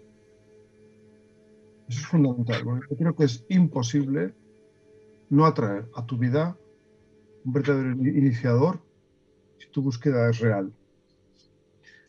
Igualmente es imposible que atraigas a un buen maestro a tu vida si tu búsqueda es una fantasmagoría, pues un juego de egos. Cada uno encuentra un maestro a su altura. Si eres una mala persona, encontrarás a un maestro a tu altura que te hará ser mucho peor. Mucho peor, ¿no? Es cierto que ahora hay tal accesibilidad a falsas enseñanzas. Muchas enseñanzas, yo creo que la gran mayoría son pasteles de hojaldre, que tienen una cobertura atractiva, pero no hay nada dentro, nada. Una vez que estás dentro, dices, aquí no hay nada. No queda nada aquí. Está hueco, está vacío, ¿no? Entonces, el acceso... Yo conozco gente que acaban con el psicólogo como poco, el psicólogo, ¿no? Porque en un año han hecho 40 formaciones y cursos. Además les han dicho que son maestros, que es otra cosa mucho peor, ¿no? Es difícil encontrar discípulos ahora, todo el mundo es maestro. Y que han hecho cursos de 1000 historias, todas de la New Age, por ejemplo, ¿no? Y han vulnerado su cuerpo, ¿no? Y han hecho prácticas yógicas que en la India necesitas 30, 40 años de formación para empezar. Aquí es un fin de semana haciendo respiraciones que no sabes ni dónde vienen. Reciben mantras que no saben ni lo que están diciendo, ni qué palabras son esas, ni a qué están invocando con sus mantras. Y danzas desacralizadas, que a menudo... Actualmente el ambiente de la New Age parece más bien un ambiente de seducción. Son ambientes de seducción, de trampa, de engaño, de sortilegio, ¿no? Y no puedes evitar a veces que, sobre todo, yo pienso que la mujer en eso, les comentábamos que ahora hay muchas más mujeres en el mundo espiritual, muchos más, ¿no? También son muy vulnerables, son atrapadas por verdaderos canallas, ¿no? Muchas veces verdaderos canallas. He visto cosas terribles, ¿no? He visto con eso, ¿no? Tener discernimiento, tener una búsqueda sincera, no perder la inteligencia. Es decir, en la búsqueda espiritual mantener tu inteligencia, tu cultura, mantener tu nivel moral, tu nivel ético, mantener tu viveka, que dice la India, el discernimiento, ¿no? Tener la espada en la mano de discernimiento es fundamental. Para evitar caer en...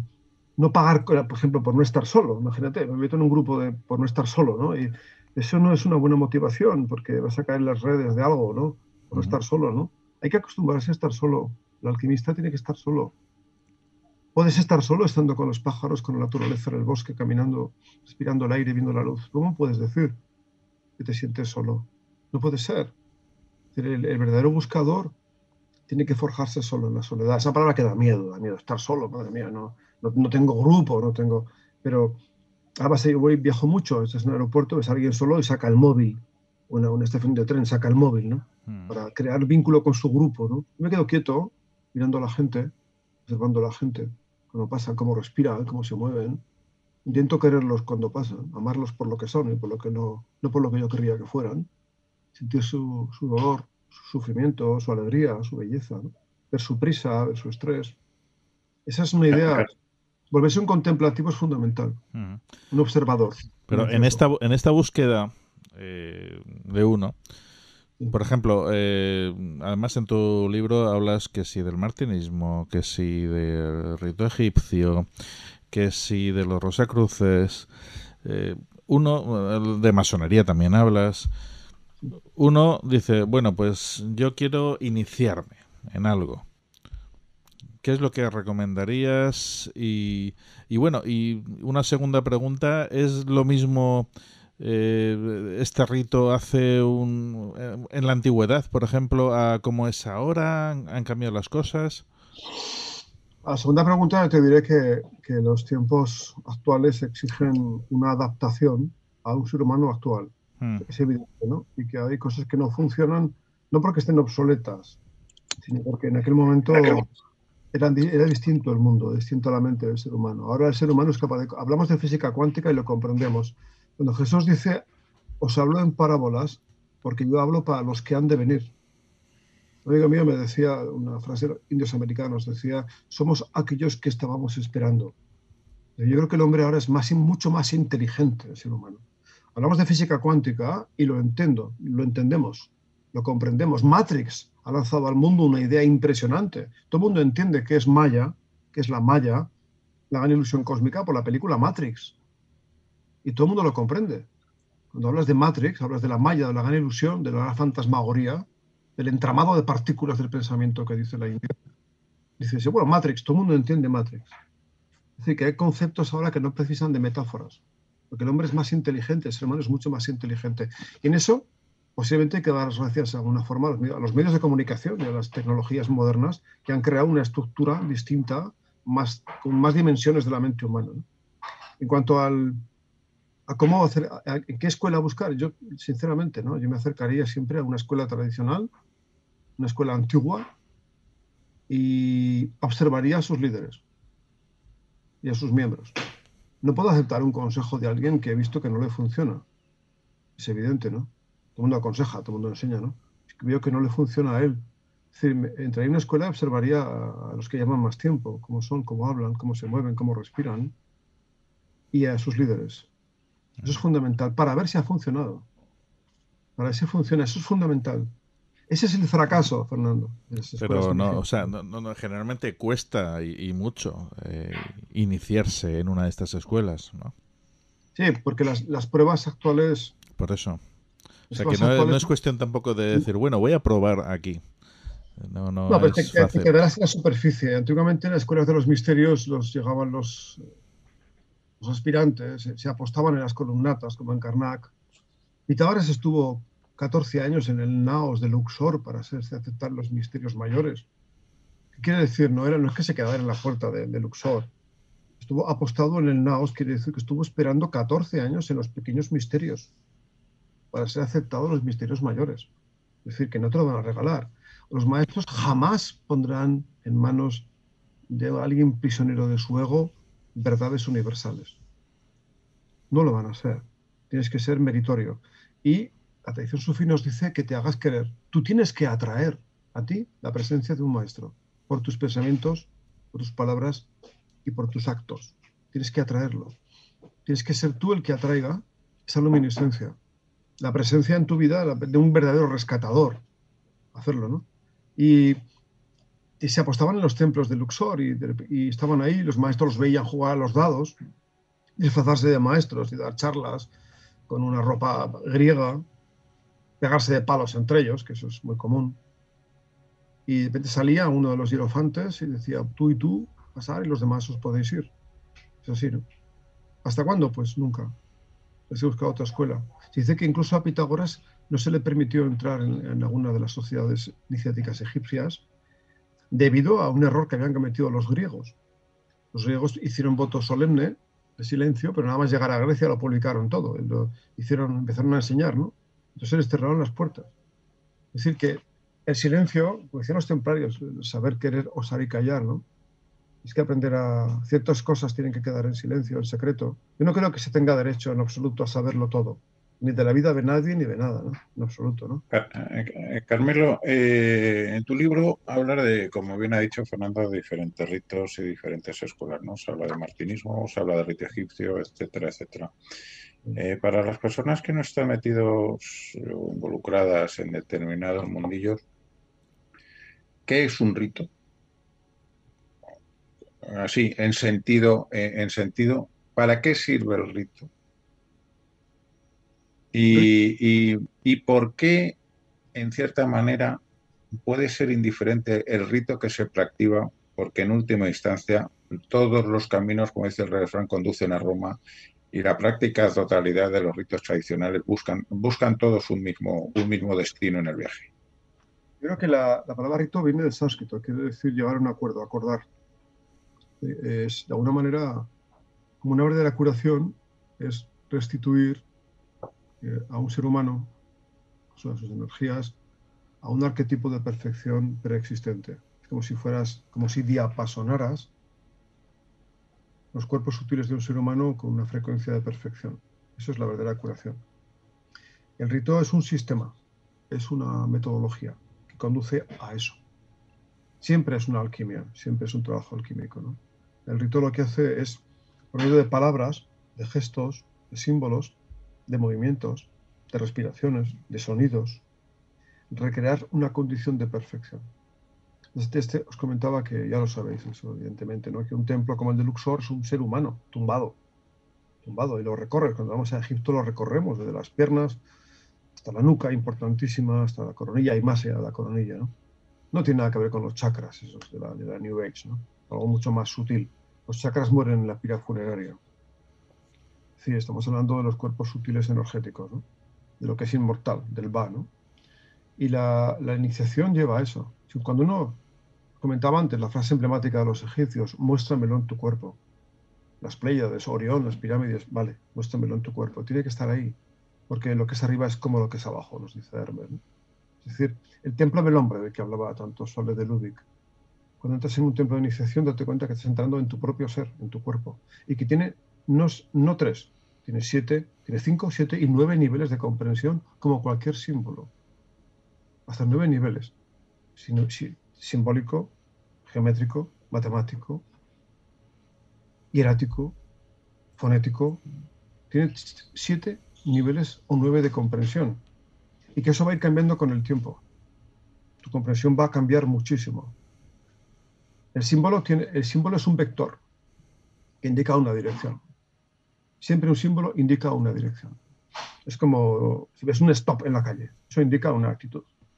Indica una cosa a hacer. El mundo está lleno de símbolos por todas partes. Reaccionamos a los símbolos. Nos movemos por símbolos por la calle. Cuando llevas un coche estás constantemente moviéndote por símbolos. En un templo de iniciación todo lo simbólico está marcando una dirección.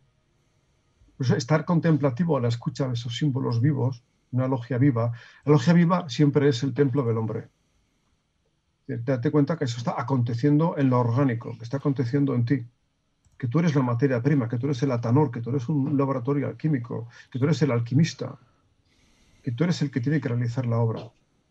Y hay que confiar en que maestros mucho más sabios que nosotros y que lo tuvieron muchísimo más difícil que nosotros. Y fueron perseguidos, abominados, y fueron calumniados, y muchos fueron asesinados, ¿no? Esos maestros, ellos no mentían, ¿eh? Cuando decían las cosas no buscaban negocios, no buscaban dinero, no buscaban encumbrarse, no buscaban la gloria. Buscaban de verdad amar al prójimo como a sí mismos. Y sabían lo que hacían. Sabían perfectamente. Paracelso murió con 39 años. Iván I murió en la hoguera en 1600. Muchos han muerto, han sido asesinados, ¿no? Cuando escribían nos daban claves herméticas, nos daban... Y si las escuchas con el corazón y a veces, mira, eso lo aprendí de los sufíes, que los sufíes dicen cuando un libro no lo entiendas, duerme con él. Otro debajo de la almohada. Y tu alma de noche lo lee. Es decir, me lo pongo debajo de la almohada. Y muchas veces me llevo de paseo mis libros. A Fernando te digo siempre, me llevo a Egipto y me llevo el Corpus Hermeticum. Un poco para chinchar también, ¿no? También, porque digo, mira, a pesar de todo, aquí está el Corpus Hermeticum editado, ¿no? A pesar de que hicieron quemar los papas todos los ejemplares que había, pues mira, aquí tengo el Corpus Hermeticum. Y me llevo los textos apócrifos, los evangelios apócrifos, y mira, pues aquí están, a pesar de todo, aquí están, ¿no? Es decir, eso ha sobrevivido. Esa actitud de buscador, porque hay una cosa que uno tiene que hacer y mucho que uno tiene que dejarse hacer. Por eso esa actitud pasiva del alquimista, el saber, decía Fulcanelli que hay que pasar tiempo en el oratorio antes de entrar en el laboratorio. No tiene que disolverse. La clave de la alquimia es solvet coagula. No tiene que desaparecer. No tiene que hacerse liviano, ligero. Hay que intentar fundirse. Poco a poco, en el mundo, es que intentar fundirte como un iniciado, ¿no? El anonimato es importante. No puede ser un iniciado y... Un iniciado es alguien que vuelve al principio, no que inicia un camino. Si estás en un laberinto, ves claramente que la clave no está en entrar hacia adentro, sino en volver al principio. Volver al principio. Es decir, qué error sería, ¿no? Trabajando con un laberinto, una mujer me dijo, qué alegría he tenido cuando llegaba al centro. Y todo el mundo se le quedó mirando y sonrió. Y ella también rió y dice, Iba, es verdad. Dijo, es verdad. Has llegado al centro y estás bien. El Vedanta nos dice, ¿quieres despertar del sueño o hacer el sueño más agradable? Despertar de ese sueño. Y la vía iniciática occidental propone un sistema distinto al oriental. El occidental es más individualista, el camino es más en solitario. En la India es ashram, es comunidad, son grupos grandes. Aquí el trabajo es un trabajo en solitario, un trabajo de alquimia en tu laboratorio. Tú, con tus redomas, con tu aludel, con tus matraces, con tus espirales, tú, con tus piedras, tú. Tienes que hacerlo tú. Carmelo, damos paso... Disculpa, damos paso a Rubén porque es que además me acaba de comunicar que tiene que despedirse, por desgracia. Tiene que irse. Yo también pronto me tendré que... Sí, no, ya estamos ya pues en los últimos 20 minutos del programa, así que pues eso, también vamos concluyendo en cuanto a ideas y temática que queramos tocar. Rubén. Muchas gracias por darme paso. Me gustaría como editor agradecer a Carmelo que haya elegido nuestra casa editorial. Quiero decir que para mí que Carmelo forme parte de los autores de Ediciones Matrioska es un honor, un privilegio. A los oyentes me gustaría recomendarles encarecidamente los libros de Carmelo, porque... Has sacado dos al mismo tiempo, ¿no? Ha sacado dos, sí. Uno sobre la búsqueda sagrada y caballería, y otro sobre la tradición secreta. Yo recomiendo a la gente que lo lea porque, aparte de que hable de la iniciación, en sí mismo es un proceso iniciático. Leer el libro en sí mismo es un proceso iniciático. Y no es lo típico, no es un libro intelectual. Es un libro que podríamos decir entre lo que no está escrito, habla en el lenguaje, como decía antes Carmelo, de los pájaros. Yo creo que cualquier alma que esté dispuesta a leerlo podrá realmente ser transformada. Entonces, el libro en sí mismo es un atanor que forma parte de ese proceso transmutacional o de transmutación de la persona. Por eso lo recomiendo. No lo recomiendo solamente por la información siempre está ahí, sino por el hecho de que este libro se haya convertido en una iniciación para aquel que busca. Muchas gracias, Rubén. Muchas gracias. Pues te agradecemos a ti, Rubén, que estés aquí con nosotros una vez más. Y bueno, ya sabes que eres de la familia, eres bienvenido siempre. Pues os dejo y espero que mucha gente... Rubén. Hasta pronto, muchas gracias. Venga, hasta pronto, amigo. Bueno, iba a preguntarte acerca bueno, has nombrado varias veces Cagliostro, precisamente en la flauta mágica de Mozart. El personaje central de la flauta mágica, Sarastro, está basado también en Cagliostro, ¿no? ¿Puedes, por favor, decirnos quién era Cagliostro? Porque seguro que mucha gente que nos está escuchando, que sea profana estos temas, pues está un poquito así. Sí, hay que hacer un programa sobre la flauta mágica. Claro, hombre, totalmente. Claro, hay que hacerlo. Y lo vamos a hacer, Dicen que hay la gran pirámide, la Gioconda y la flauta mágica son tres enigmas por resolver. Entonces, es que está repleto de simbología iniciática, es increíble. Lo tienes todo ahí en la flauta mágica. Yo adoro la flauta mágica, como casi todos los iniciados pequeñitos occidentales, ¿no? La escucho muchísimo.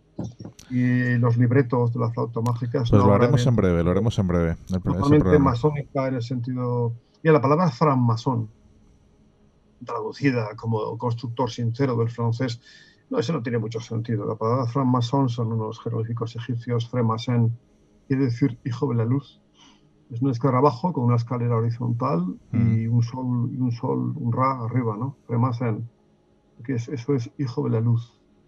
En griego es mesauroneo. Mesauroneo es yo estoy en medio del cielo. Así que la palabra francmasón es un buscador de luz, alguien que busca la luz, que vuelve a la luz, quiere estar en la luz, ¿no? La flauta mágica es una obra grandiosa, apoteósica.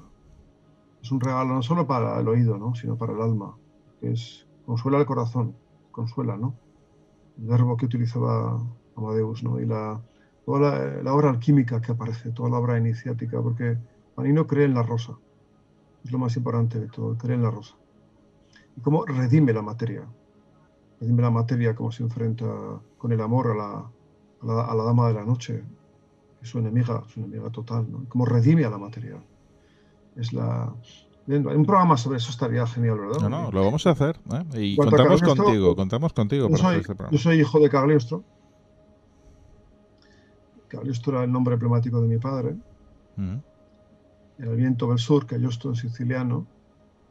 Igual tengo 40 libros sobre Cagliostro, en un montón de idiomas.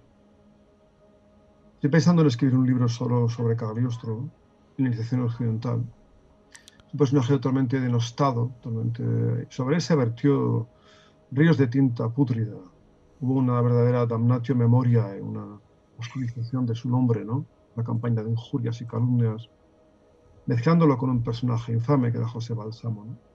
Pero si ha habido en Occidente, después del verdadero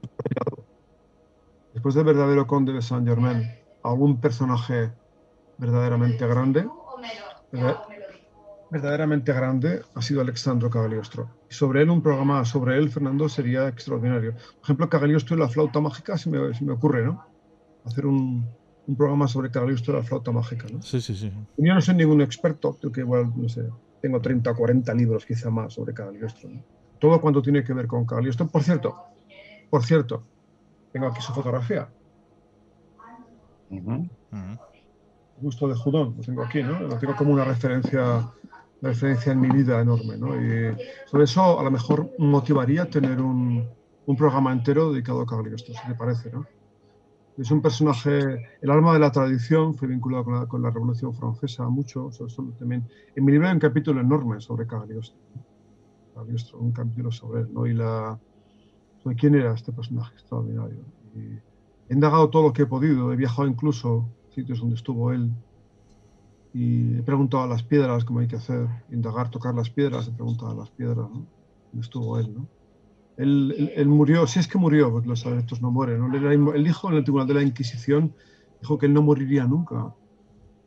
Y pues seguramente no murió en San Leo de Montefeltro, Montefiero, en el Adriático, no murió ahí, sino que murió no mucho después. Napoleón intentó liberarlo, llegó tarde para su desesperación, era discípulo de Cagliostro. Toda la expedición de Massena, toda la expedición de Egipto. De Egipto, de los napoleónicos, eran del rito egipcio. Pero estoy de acuerdo con nuestro compañero, ¿no? Cuando dice que pienso que, mira, un buen método en malas manos no funcionará nunca. Y un método pequeñito en buenas manos funcionará siempre, ¿no? Es decir, que depende mucho de la calidad de las personas, de la candidez, ¿no? Yo me fío mucho más del maestro que del método, lo digo sinceramente, ¿eh? Mucho más del maestro que del método. Porque un buen método en malas manos no funciona. Entonces, por eso digo, sondear los corazones de los iniciados, de los que están ahí, de los que te reciben, de cómo te hablan, de cómo te tratan, ¿no? Eso es importante, ¿no? De todas formas, Carmelo, resulta en lo que has hecho la alusión a la expedición egipcia de Napoleón. Ha habido grandes acontecimientos de la historia que no tienen ningún tipo de sentido si no se busca el significado esotérico de los mismos, como es, por ejemplo, la expedición a Egipto de Napoleón, que militarmente no tenía sentido, o, por ejemplo, toda la captación de reliquias que hace el nacionalsocialismo desde que se produce la entrada en Viena, o plantar la bandera en el Cáucaso, en el Erebus, es decir, son un montón de cuestiones ocultas de la historia que si olvidamos el aspecto esotérico y espiritual no tiene ningún sentido.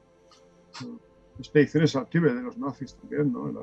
Lo de la campaña de Egipto, eso sería otro programa entero, ¿no? Y los masones de la expedición de Egipto, ¿no? Y la selección que hizo Gaspar Monge, miembro de la Logia de las Nueve Hermanas, que encontró, Massena encontró en la Torre de San Leo, Sant'Angelo en Roma encontró nada menos que el manuscrito de alquimia de Cagliostro, Santa Trinosofía, lo encontró ahí, Massena, ¿no? De rastrear la tradición iniciática, eso es tan absolutamente apasionante. Escribiendo este libro de la tradición secreta, no solamente he disfrutado como una nutria haciéndolo, sino que me he enamorado todavía muchísimo más de la tradición occidental, muchísimo más, ¿no? Y he hecho voto solemne de hacer todo lo que pueda por restituir a la tradición occidental sus letras de nobleza, sus letras de oro, ¿no?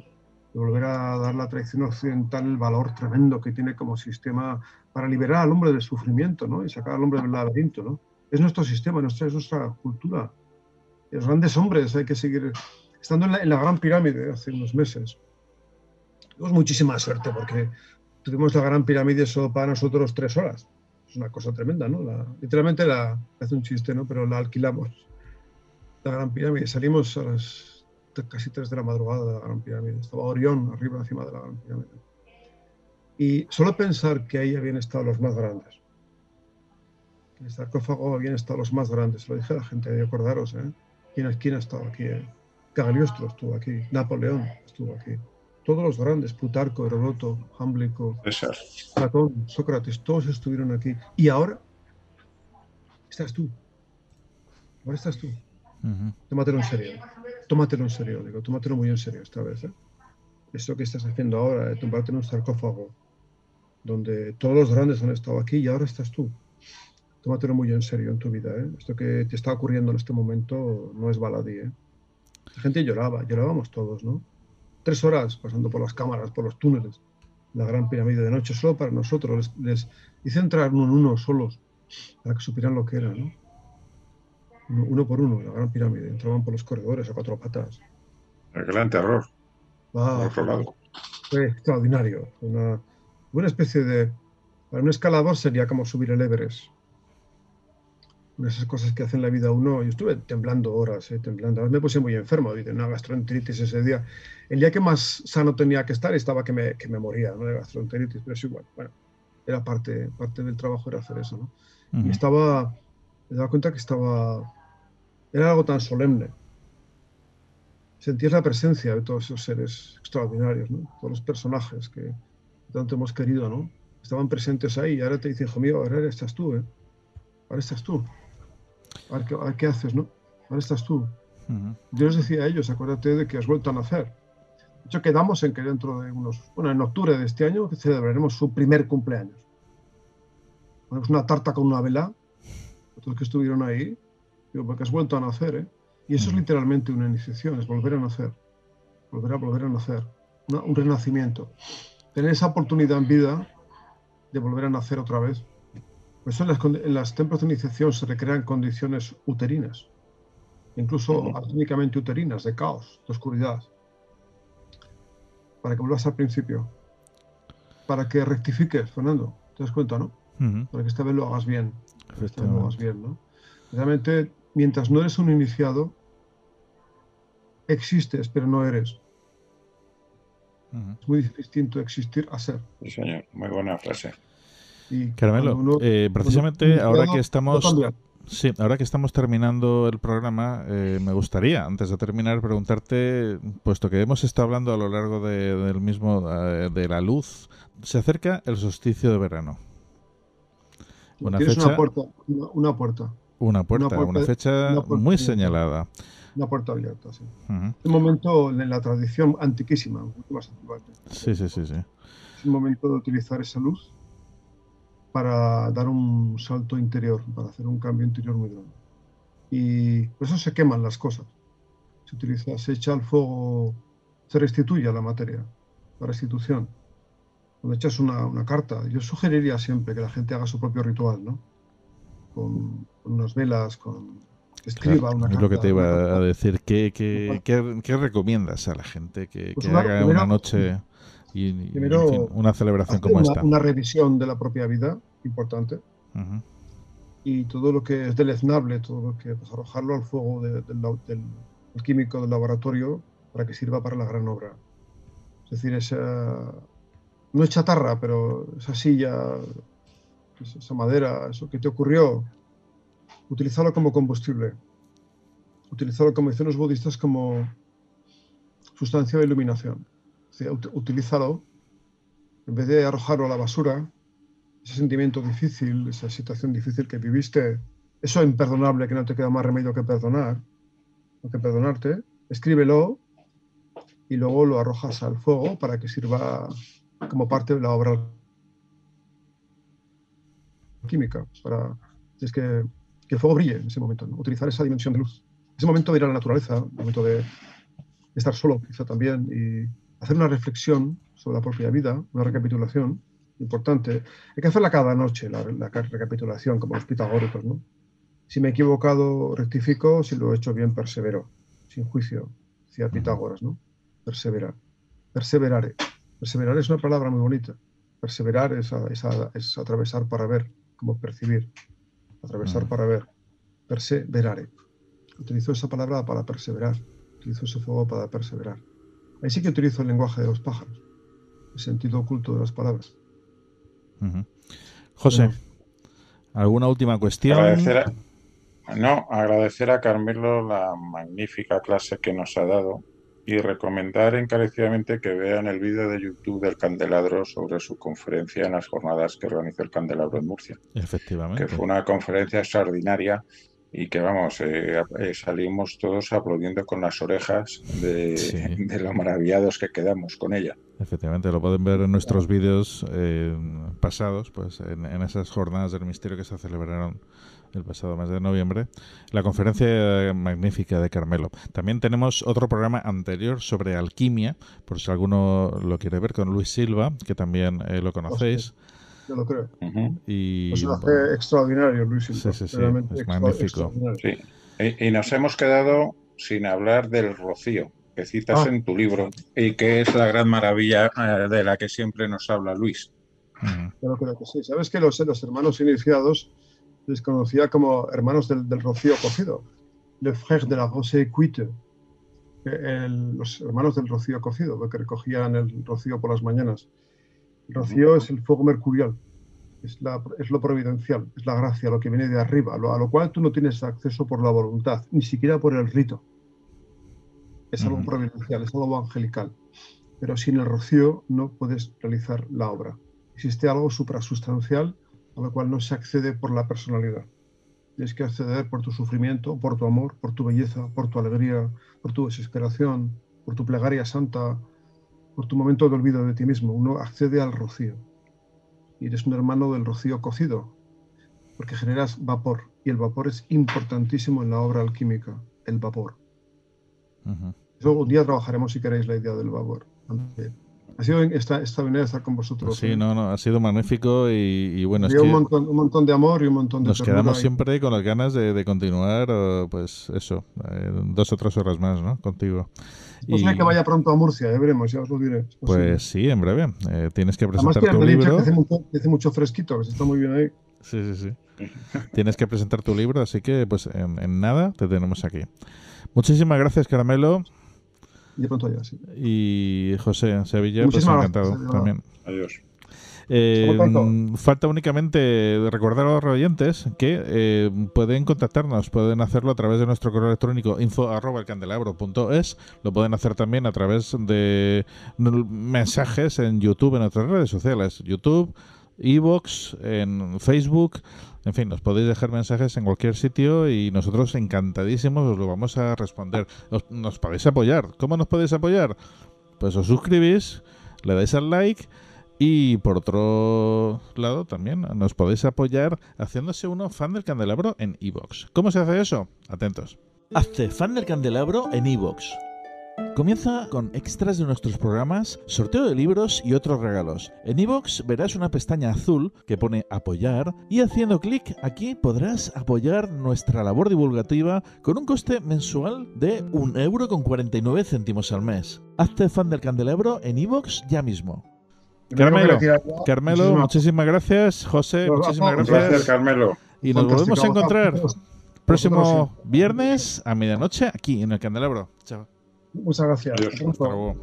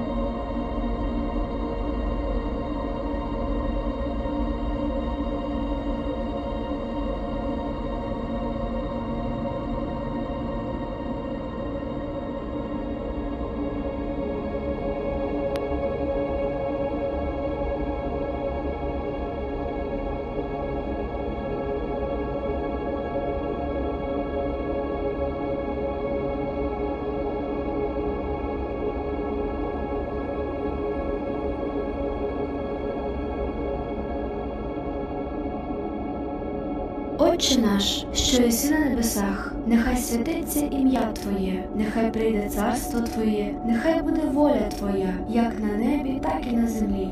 Хліб наш насущний дай нам сьогодні, і пробач нам провини наші, які ми пробачаємо винуватцям нашим. І не введи нас у спокусу, але визволи нас від лукавого. Бо Твоє царство, і сила, і слава Отця, і Сина Святого Духа, нині і повсякчас, і на віки віків. Амінь.